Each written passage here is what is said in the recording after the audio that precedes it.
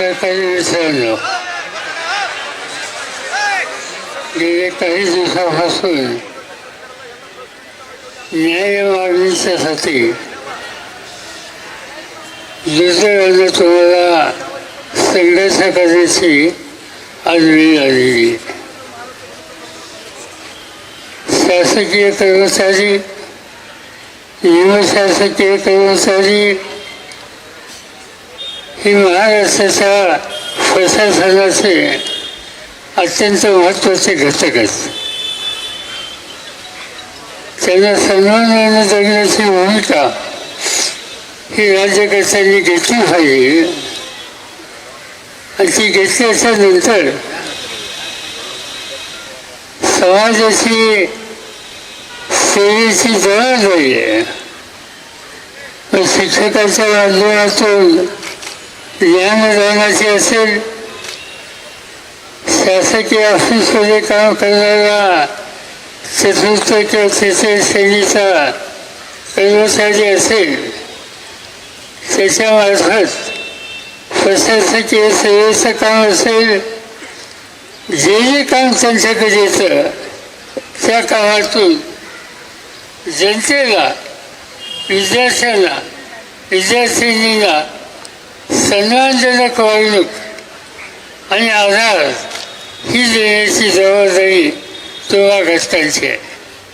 आणि ज्यावेळेस तुमच्या जबाबदारी आहे त्यावेळेस राज्यकर्त्यांची ही जबाबदारी आहे की राज्याच्या प्रशासनामध्ये ते शैक्षणिक क्षेत्र असो, प्रशासकीय क्षेत्र असो, तिथे जर असतो तेव्हा सन्मानानं जगण्याची संधी ही त्यांनी द्यायला असावी.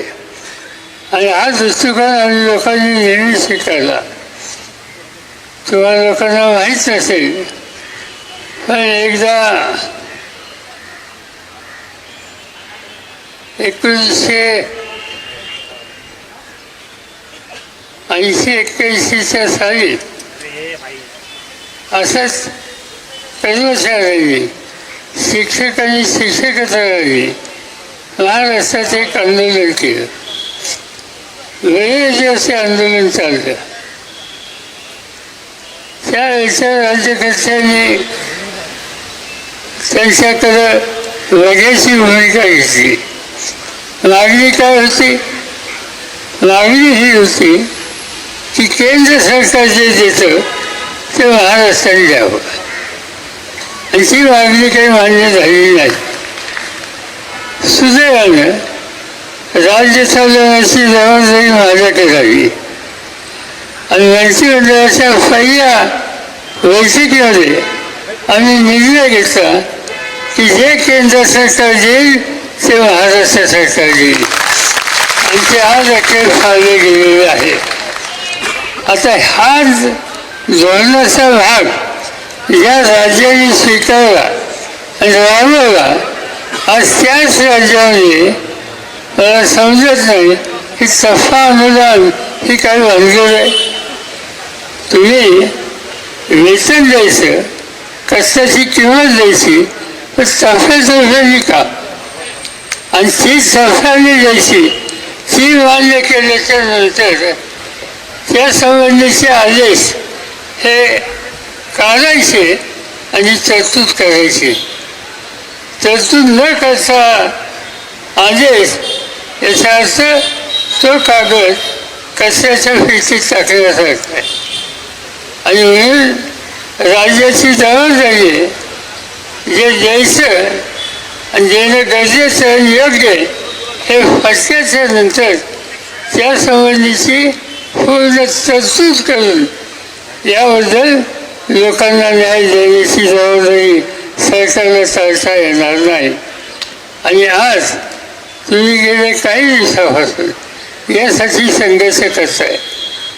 राज्यकर्त्यांना माझी विनंती आहे की शिक्षक, नवी पिढी घडवणारा घटक आज पावसामध्ये, चिखलामध्ये इथं बसतो आणि ती वेळ त्याच्या येते हे महाराष्ट्राला सोडवणारं नाही.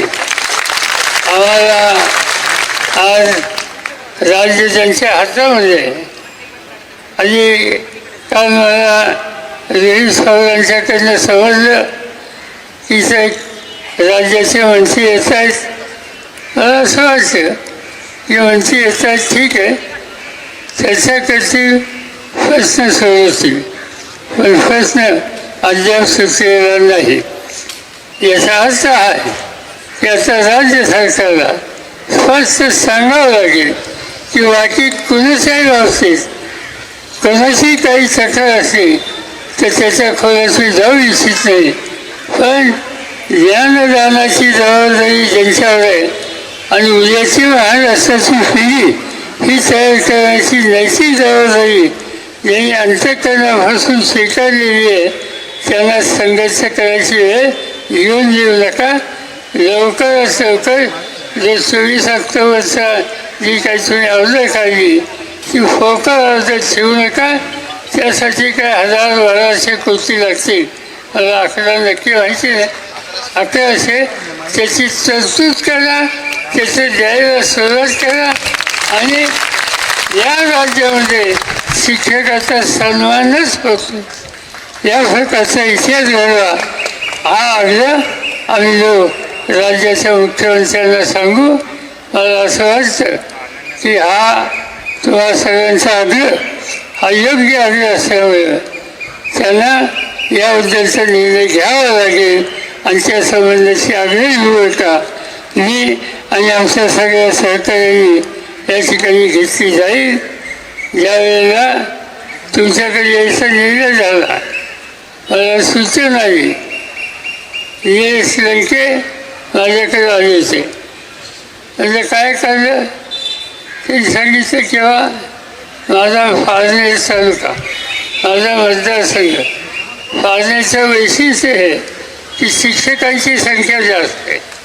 काही गावं असे असतात की तिथे शिक्षक जास्त असतात आणि त्यांनी सांगितलं की शिक्षक आज उन्हाळ्याचा पावसाचा विचार न करता संघर्षाला बसला असेल तर त्या ठिकाणी आपण गेलंच पाहिजे. मी जाणार आहे हे सांगितलं की मी येतो आणि त्यासाठी जे जे काही करायचं असेल त्याच्यात तुम्हा लोकांच्या खांद्याला खांदा लावून मी या ठिकाणी सहकार्य करायला तयार आहे ही भूमिका त्यांनी केली. त्यांचं मी या ठिकाणी अभिनंदन करतो आणि आपण अपेक्षा करूया की लवकरात लवकर आज उद्या या संबंधीची तरतूद ही करून आज उद्या काही आज बैठक आहे. बैठकीत निर्णय झाल्याच्या नंतर जी आर करायला अर्थ खात्याकडे जावं लागतं, सामान्य प्रशासनाकडे जावं लागतं. त्याच्यासाठी थोडा वेळ गेला तर म्हणून आणखी 1 दिवसापेक्षा जास्त नाही, या 1 दिवसाच्या आतच हे करावं. यासाठीच मी हा शब्द त्या ठिकाणी वापरला. तुम्ही काही चिंता करू नका. प्रशासनाचं मला थोडं बहुत समजतं. आयुष्यामध्ये आज महाराष्ट्राची विधानसभा, महाराष्ट्राची विधान परिषद, देशाची लोकसभा आणि देशाची राज्यसभा या सगळ्या संस्थेमध्ये गेली 56 वर्ष मी सतत आहे आणि त्यामुळे या प्रशासनाच्या संबंधी तुम्ही काही चिंता करू नका. कसा निर्णय घ्यायचा असतो, कशी तरतूद आणायची असते आणि तुम्हाला ती कशी द्यायची असते हे मला तुम्ही शिकवायची गरज नाही. ते फरक पडेल यासाठी आमचा आग्रह राहील एवढं सांगतो आणि आपले